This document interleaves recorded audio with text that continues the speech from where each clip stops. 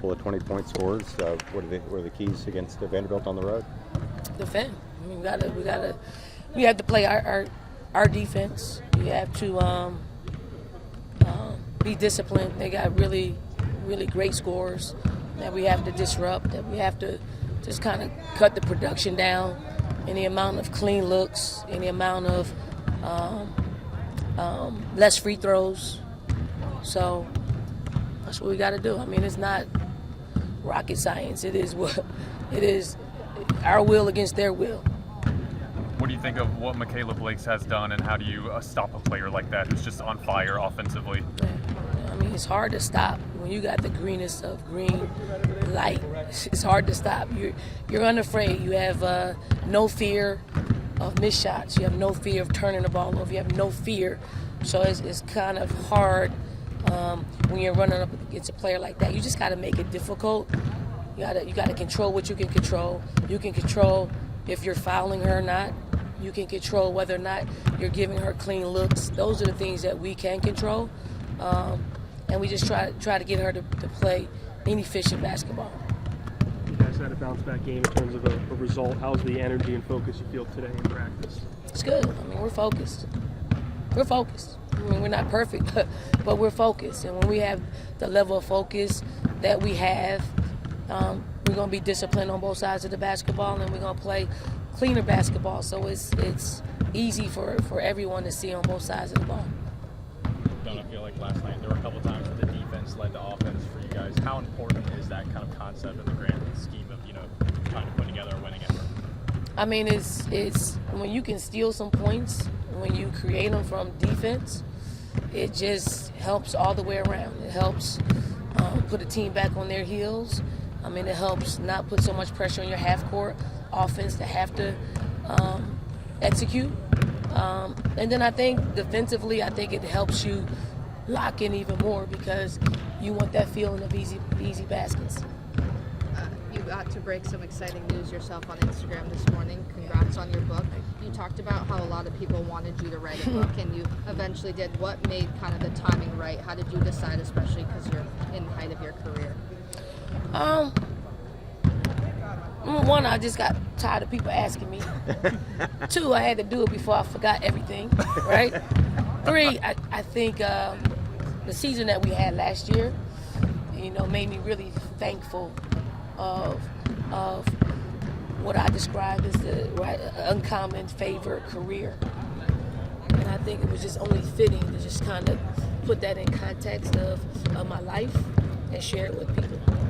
Where does writing a book stack up in all the other challenges and accomplishments you've had in your life? Not at the top of it. not because it forces you to think hard. Like it's exhausting, like mentally exhausting, and I don't like to feel that way. I mean, I like to be exhausted from a win. Writing the book is just you got to think about a lot of things. And who were the characters that played? And sometimes you lose that in just getting older. But, the good stuff is in it. Like the stuff that I really think, things that were impactful to my life. Just starting out, just growing up in North Philly, in the projects. I mean, everything has a correlation back to that. Everything has a correlation back to my mother. Everything has a correlation to, the successes. And it was just because the foundation that I've had. You hit on it a little bit last night, but what kind of performance like she had last night? Enough about that book. Go ahead. You all right. You hit on it last night, but what can a game like Miriam had last night do for her just going into these last 3 games of the postseason? Great. I mean, what it does for me is just I know that she can calm down and play focused basketball. Like I don't have an issue. Like she's a tough kid. Like she rebounds the basketball. She's tough, and out of a game that I think she probably should have had the most nerves was yesterday. She looked the most calm, in all season long. So I'm hoping. We watched it. We gave her flowers and film today, and I hope that you know, she feels that and wants to bottle that up and display it again, you know, because I do think she stretches the floor like no other post player on our team. I mean, she rebounds consistently. Like, that's what she does when she's been in the game, and she defends. So hopefully we'll be able to put her in a position where she can help us. Bree was very aggressive last night offensively. She looked like she was really stepping up as a leader yesterday. How much better is your team offensively when Bree really does take shots? Because she can score the ball.